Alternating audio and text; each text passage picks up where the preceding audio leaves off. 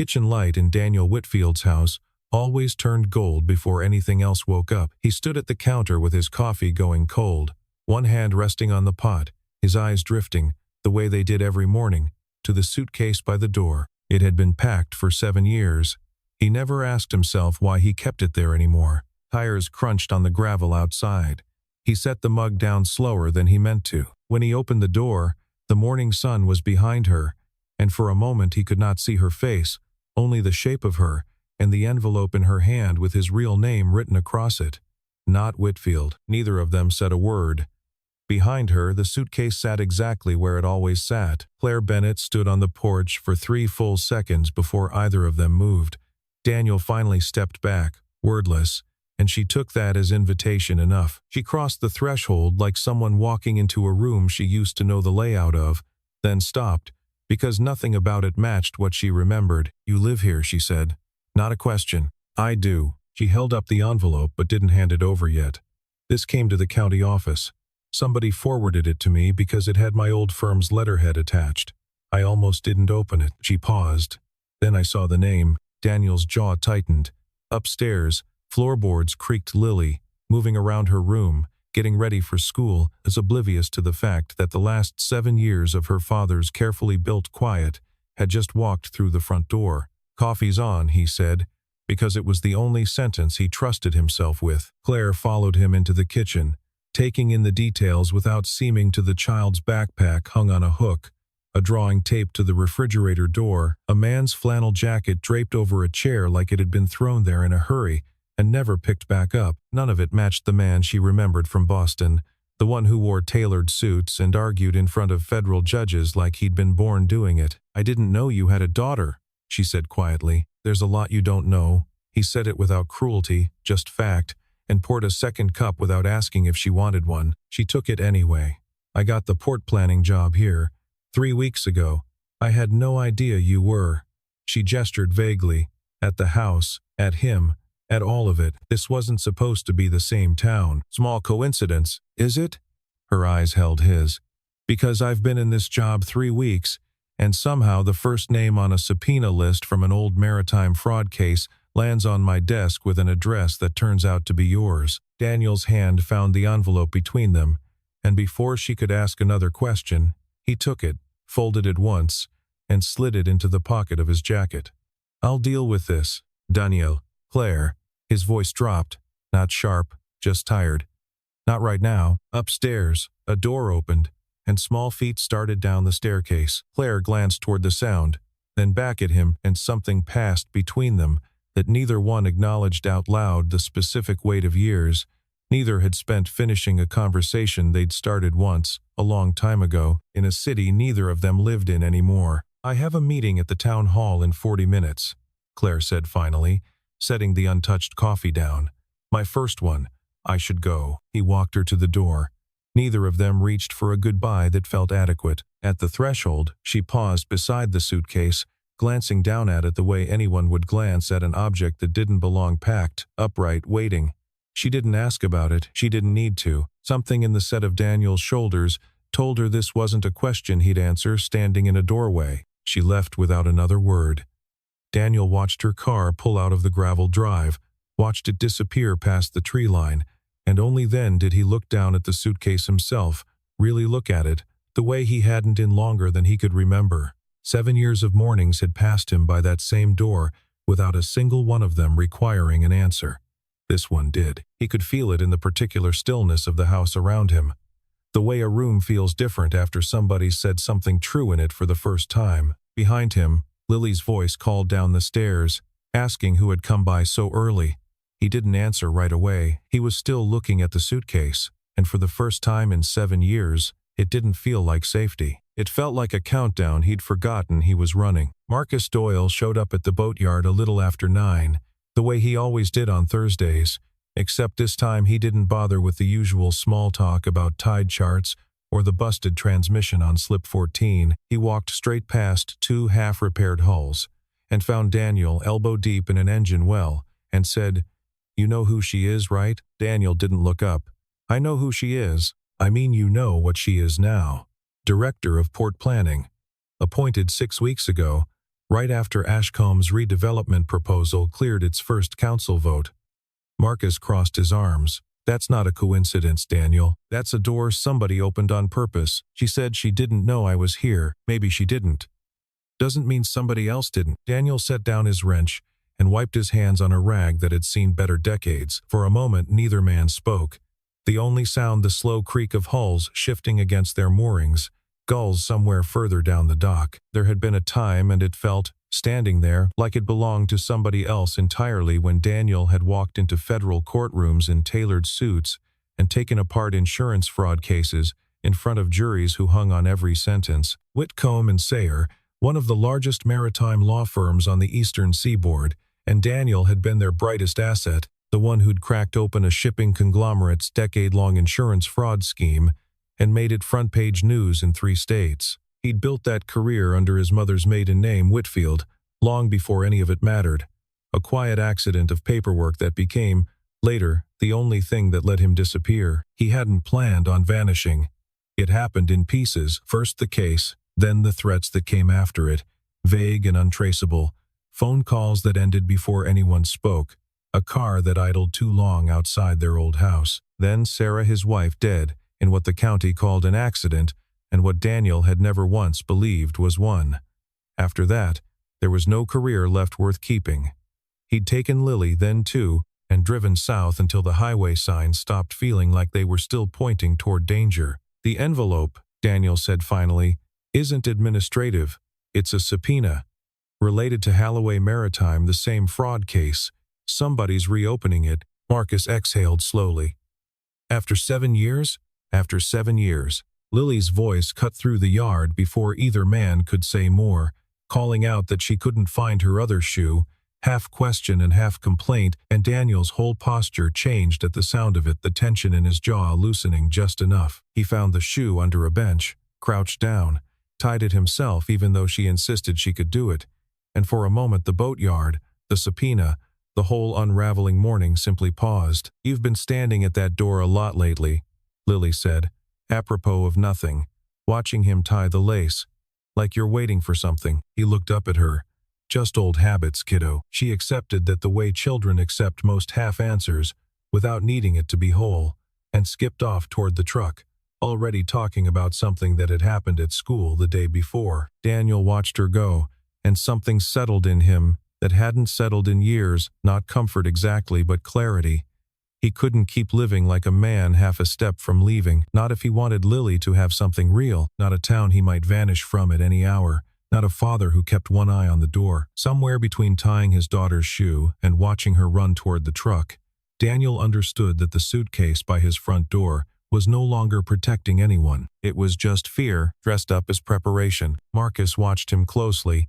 "What are you going to do?" Daniel didn't answer right away. He looked out toward the water instead, where the morning light was breaking gold across the harbor, the same light that had been in his kitchen window a few hours before, when Claire Bennett had stood in his doorway holding 7 years of his old life in one envelope. "I don't know yet," he said, "but I'm done pretending I don't have to." The council chamber smelled like old paper and radiator heat, and Claire stood at the podium with a folder of maps she'd already memorized, addressing a room of harbor business owners who eyed her the way small towns eye anyone new politely, and not without suspicion. Daniel sat near the back, arms crossed, Marcus beside him. When Claire's eyes found him across the room, something flickered and was gone before anyone else could have noticed it. "The proposal before you today," she began, "would rezone the eastern harbor frontage for mixed commercial development. That includes the boatyard, the net sheds, and 4 other working properties currently under long-term lease." A murmur moved through the room. Russell Ashcombe, seated at the head table in his council chair, folded his hands and let the murmur run its course before speaking. "Progress isn't always comfortable," he said, in the tone of a man who had said the sentence many times before. "But this town has watched its harbor economy stagnate for a decade. The Whitfield boatyard, with respect his eyes cut briefly to Daniel, isn't exactly driving growth. It employs 6 people, Daniel said, without standing. Full-time, year-round, admirable. Not enough." Claire's gaze moved between the 2 men, reading something in the exchange that went deeper than zoning language. She redirected smoothly. "Before this council votes on anything, I'd like 6 weeks to review the economic impact data independently. I've only been in this role 3 weeks. I won't rush a recommendation that affects people's livelihoods. Ashcomb's smile didn't reach his eyes. Of course, Director Bennett. Take the time you need. The words carried an edge underneath them, subtle enough that only a few in the room seemed to catch it. Daniel caught it. So did Marcus. After the meeting broke, the harbor owners filtered out in small clusters, muttering about property values and Ashcomb's donors, and Claire found herself lingering near the boatyard's paperwork table, where Daniel was gathering a stack of lease documents he'd brought as evidence of tenancy. "You didn't tell me it was your yard on the chopping block," she said quietly. "You didn't ask. I'm asking now." He handed her the folder, without quite meeting her eyes. 6 full-time jobs. 22 years the yard's been open under one name or another. I bought it 4 years ago. He paused. "It's not much, but it's mine." Outside, through the window, Ashcombe lingered near the parking lot, deep in conversation with 2 men Claire didn't recognize, both wearing suits that didn't belong to a fishing town. He glanced toward the building once, caught Claire watching, and offered a smile that didn't reach the rest of his face before turning back to his conversation. Claire filed the image away without quite knowing why it mattered yet. Claire flipped through the pages, more out of habit than necessity, and stopped on an older document near the back, a maintenance permit from before Daniel's ownership, the kind of paperwork nobody bothered updating. The name on it wasn't Whitfield. She didn't say anything. She simply looked up at him, and he watched the exact moment she connected 2 facts she hadn't meant to connect in the same afternoon: the envelope from that morning, and the name on a permit that predated the boatyard's current owner by over a decade. "Daniel." Her voice had changed, quieter now, less official. "Who are you?" He took the folder back gently, closing it before she could look further. Someone who spent a long time trying not to answer that question. She didn't push. Not yet. But something had shifted between them. A door cracked just wide enough to notice the light coming through it, and neither of them moved to close it all the way. Claire came back to the boatyard a little after 6, when the light was doing that low amber thing it did over the water in early evening, and the last of the workers had already gone home. She found Daniel alone, coiling rope near the dry dock, and she didn't bother easing into it. "The name on that permit," she said. "It's the same one on the subpoena, isn't it?" He set the rope down. "Yes." "So who is Daniel Whitfield, really?" He was quiet long enough that she thought he might not answer at all. Then he said, "I used to practice maritime law, Boston. A long time ago in a life that doesn't have much to do with this one." "That's not an answer, Daniel. That's a summary. It's what I've got right now." His voice wasn't defensive so much as careful, like a man walking across ice he wasn't sure would hold. "I left something behind. Something big. I'm not ready to hand you the whole thing standing in a boatyard at 6 o'clock. Claire studied him. And whatever she'd expected, evasion, anger, a door slammed shut, this wasn't it. This was a man visibly deciding, in real time, how much of himself he could afford to show her. Before either of them could say more, Lily appeared at the end of the dock, waving both arms. "Dad, I made too much pasta again." Daniel exhaled something that was almost a laugh. "She does this on purpose. Overcooks it so there's an excuse to make more. Sounds like a smart kid." "You have no idea." He glanced at Claire, an unspoken question in it, and she found herself nodding before she'd fully decided to. Dinner was simple pasta. Garlic bread Lily insisted on burning slightly on purpose because she liked it that way.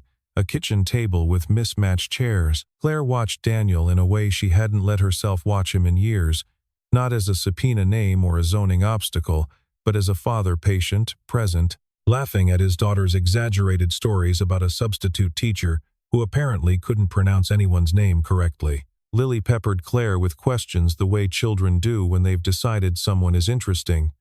Did she like boats? Had she ever been to Boston? Did she know her dad used to wear suits every day? Daniel answered before Claire had to, redirecting with the practiced ease of a father who'd fielded 1,000 such questions before, and Claire found herself grateful for it and a little sorry the questions had to stop. "You're different," Claire said quietly, once Lily had excused herself to finish homework upstairs. "I had to be." They cleared the table together without discussing it. An easy unspoken division of labor, Claire rinsing, Daniel drying, and somewhere in the middle of it, in the specific quiet that settles over 2 people doing something small and domestic side by side, Neither of them said anything at all. It wasn't an awkward silence. It was the opposite. It was the kind of silence that meant something was settling into place that neither of them had agreed to out loud. Claire left a little after 8. At the door, she paused, the way she had that morning, near the suitcase. But this time she looked at Daniel instead of it. "Whatever this is," she said, "the part of you that used to walk into courtrooms, I think that part might still be worth trusting." She left before he could answer, which was, he thought later, probably the point. Russell Ashcomb's office overlooked the harbor from the second floor of the old customs building, a view he'd made sure to mention more than once during Claire's first week. He didn't mention it this time. He simply closed the door behind her and got straight to it. "The board needs your recommendation by the 15th, he said, "not the 22nd. The investors backing this redevelopment aren't known for patience. I was told I'd have 6 weeks. Circumstances changed." He smiled the way men like him always smiled when they wanted something to sound reasonable. "Your position here is new, Director Bennett. New positions can become old ones quickly if the people who created them stop seeing value in the appointment." Claire held his gaze without flinching, though something cold moved through her at the specific shape of the threat. "That sounds like something I should report. It's a scheduling concern, nothing more." He turned toward the window. "Give me a recommendation by the 15th. She left his office with her jaw tight and her mind already working faster than she wanted it to. Across town, Daniel found Marcus waiting at the boatyard gate, and one look at his friend's face told him something had shifted. "I got a call," Marcus said. "Blocked number. Whoever it was knew things they shouldn't have known. My old title at the firm. The NDA I signed on the way out. They didn't threaten me outright. They didn't have to." Daniel's stomach turned cold and familiar, an old sensation from a life he thought he'd buried. "They know I'm here. They know you're here." Daniel walked to the edge of the dock and stood looking out at the water for a long moment. The kind of stillness that used to precede, in his old life, some very large decision. When he finally turned back toward the house, he went inside, straight to the front hallway, and stood in front of the suitcase. His hand found the handle. He gripped it, felt its familiar weight settle into his palm the way it had 100 times before during the years he'd told himself it was only a precaution. He didn't lift it. He stood there instead, hand on the handle, unmoving, caught in the longest hesitation the suitcase had ever witnessed. He was still standing there when Lily's voice drifted down from upstairs, asking what was for dinner, utterly unaware of the decision her father was failing to make 3 feet from the front door. "Daniel, let go of the handle?" Across town, in an office that still smelled Roflas, Claire sat alone long after the building had emptied, scrolling through funding disclosures attached to Ashcomb's redevelopment proposal. Most of it was the usual maze of shell entities designed to make tracing money exhausting, but one name, buried 3 layers deep in a holding company's filing, made her sit up straight. Holloway Maritime, the same name from the subpoena. The same name that had been circling Daniel's kitchen table that morning like something neither of them wanted to name aloud. Claire stared at the screen for a long time, the harbor dark and quiet outside her window, and felt the shape of something much larger than a zoning dispute beginning to take form around her. She thought about calling Daniel right then, at nearly 10 at night, and decided against it.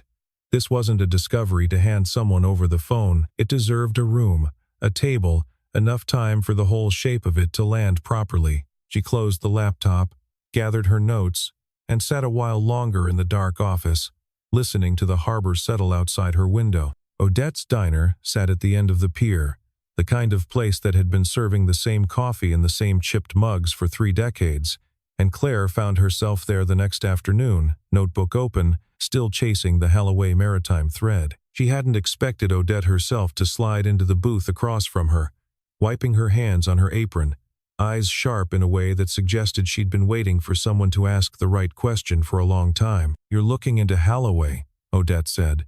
"Not a question." Claire blinked. "How did you know that?" "Small town. People talk. Especially old women who've been pouring coffee for 30 years and remember things other people would rather forget." Odette folded her hands on the table. "I testified once, not in court, nothing that formal. A deposition, years back, before Daniel disappeared from that firm up north. I ran a diner near the Boston docks then. Saw things.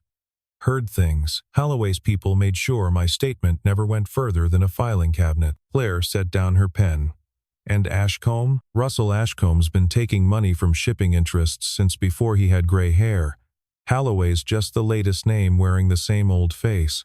Odette's voice softened, just slightly. Daniel's a good man. He built something quiet down here because the loud version of his life nearly got him killed. You should hear the rest of it from him, not from me. Claire found Daniel that evening at the boatyard, and this time she didn't ease into anything. Odette told me. About the deposition. About what she knows. Daniel went very still. She shouldn't have. She thought I should hear it from you instead. She was right.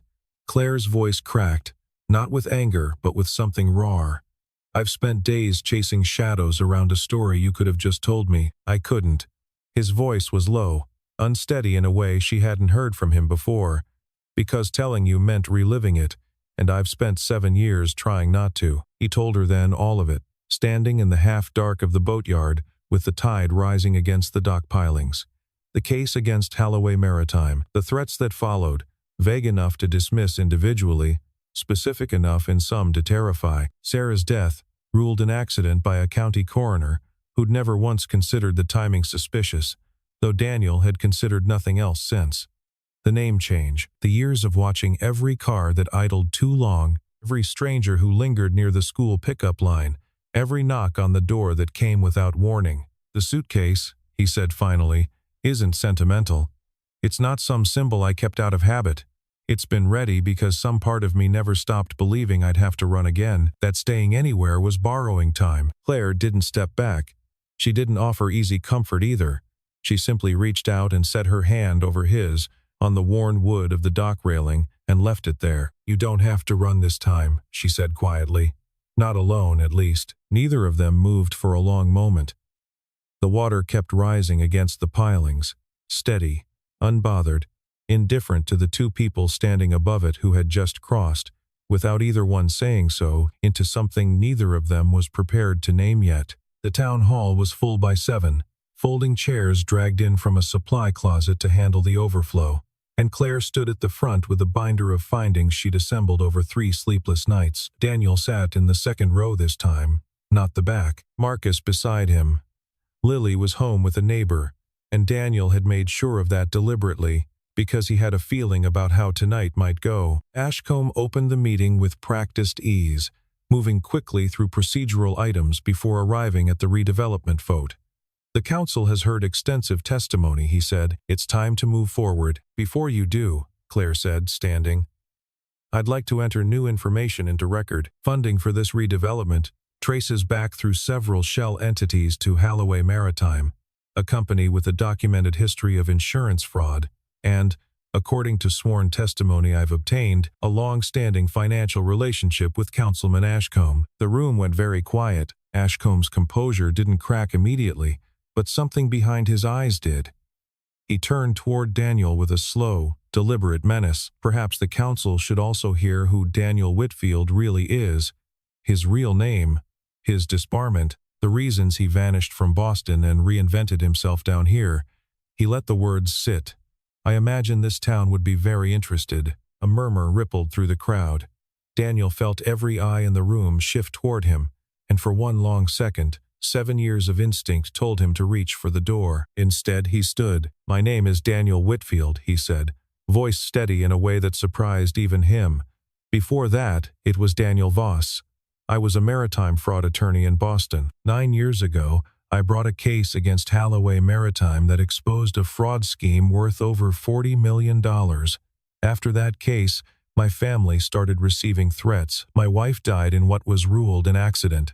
I've never believed that. I changed my name, moved my daughter here, and built a quiet life because a loud one had already cost me everything I couldn't afford to lose twice. He turned toward Ashcombe. You knew exactly who I was when you pushed this redevelopment forward. You knew exactly whose harbor lease you were trying to erase. The room stayed silent, the kind of silence that comes right before something breaks open. Claire stepped forward again.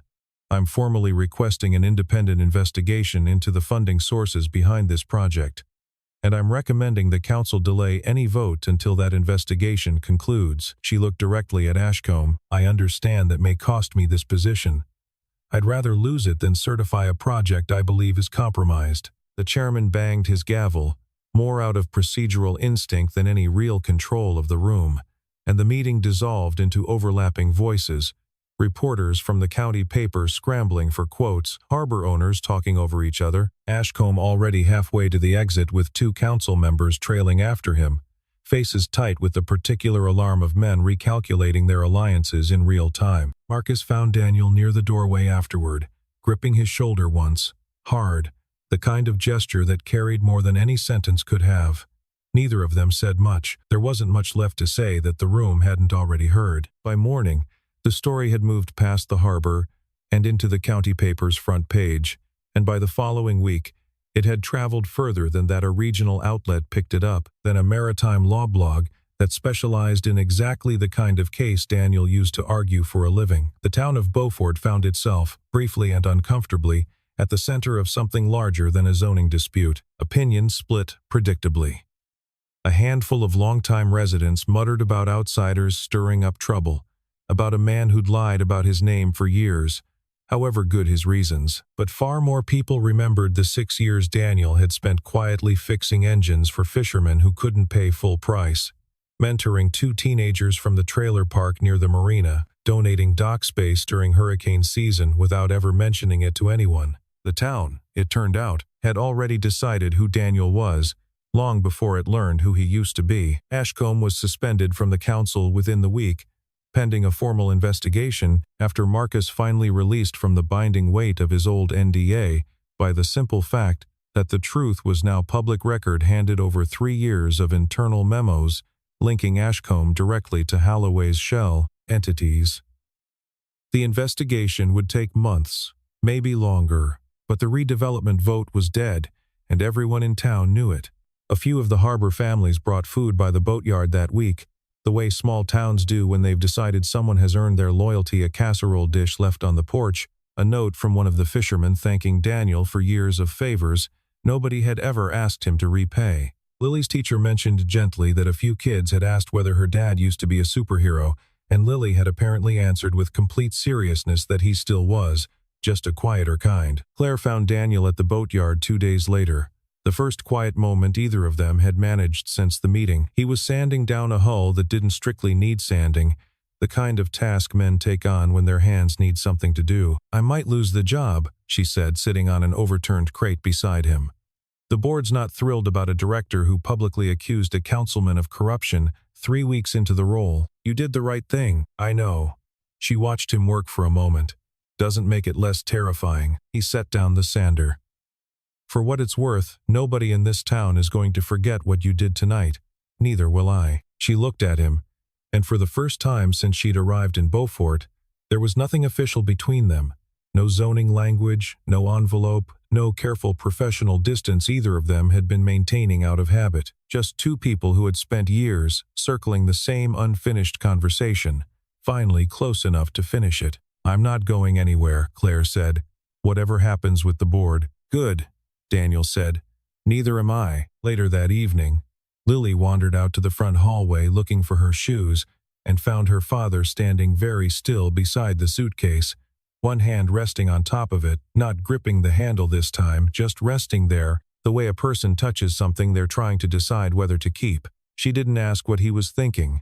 She'd learned, over the years, that some of her father's silences needed room rather than questions. She simply stood in the doorway and watched him, small and patient, until he noticed her there and offered a tired, real smile that told her, without words, that whatever this was, it wasn't the kind of trouble that used to make him check the driveway twice before bed. Daniel stood in the front hallway alone that night, long after Lily had gone to bed, the house quiet except for the hum of the refrigerator and the distant, familiar sound of water against the dock pilings down the road. He looked at the suitcase the way he hadn't let himself look at it in 7 years, not as a shield, but as a habit built entirely out of fear, one he'd carried so long it had started to feel like part of the furniture rather than the wound it actually was. He thought about Sarah, the way he still did sometimes late at night, though the sharp edges of that grief had softened into something quieter over the years, something closer to memory than pain. He thought about the drive south with a 2-year-old asleep in the back seat,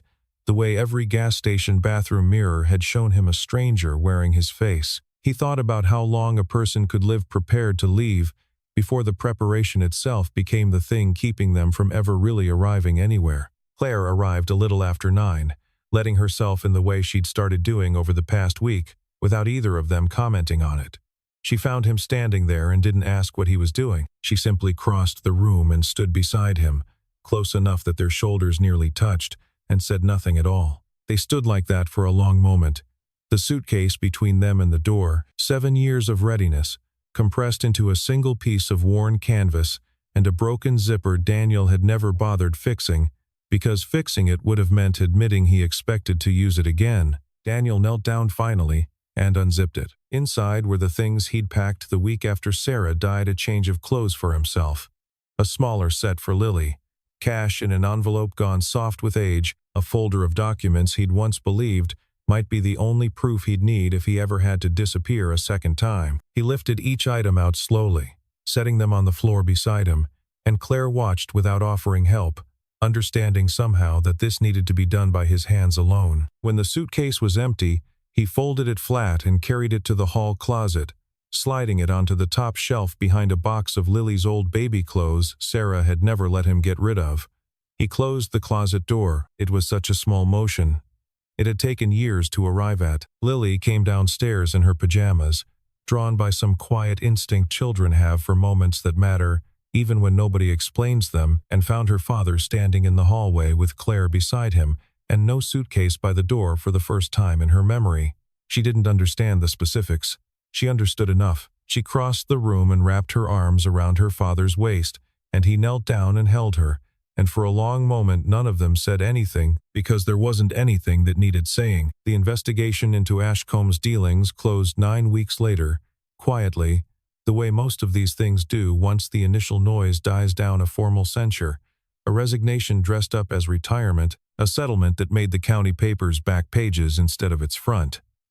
The redevelopment project was scrapped entirely. The boatyard stayed exactly where it had always been, its 6 employees still showing up every morning at 7, still arguing about the coffee machine, still hauling hulls in and out of the dry dock like nothing about the town's foundation had shifted underneath them. Claire kept the director position. The board, in the end, had decided that a woman willing to risk her career over a corruption case was exactly the kind of person they wanted holding it. She took an apartment 2 streets from the harbor, close enough to walk to work, close enough that she stopped needing an excuse to stop by the boatyard on her way home most evenings. On a Saturday afternoon in early autumn, the 3 of them worked on an old sailboat Daniel had been restoring for months, more out of love than any real intention to sell it. Lily sat cross-legged on the dock, sanding a strip of trim with the careful seriousness only children bring to tasks adults consider tedious, while Claire held a plank steady and Daniel measured twice before cutting once, the way he always did now, unhurried, the way a man works when he's finally certain he'll be there to see the job finished. Nobody said anything particularly meaningful. Lily complained about sawdust in her hair.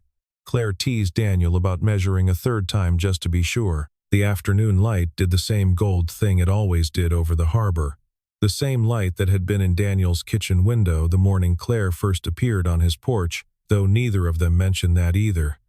Some things didn't need saying anymore. They'd simply become the shape of an ordinary day. Marcus stopped by around 4 with 2 other crew members, ostensibly to check on the sailboat's progress, mostly to steal a look at how the 3 of them had settled into something that used to be complicated, and now looked, from the dock, almost effortless. He didn't say anything about it either. He just accepted the coffee Daniel offered and stayed longer than he needed to, the way people do when a place has started to feel like where they belong. That night, after Lily had fallen asleep with a book still open on her chest and Claire had stayed later than either of them had planned, Daniel walked her to the door. The hallway looked different now than it had for 7 years. No suitcase, no readiness, no quiet countdown running in the corner of every room. Just Lily's small sneakers kicked off by the mat, and beside them, a second pair, newer, that had started appearing there often enough that neither of them had bothered questioning it. Neither of them had been looking for this. They had simply stopped running long enough to find it.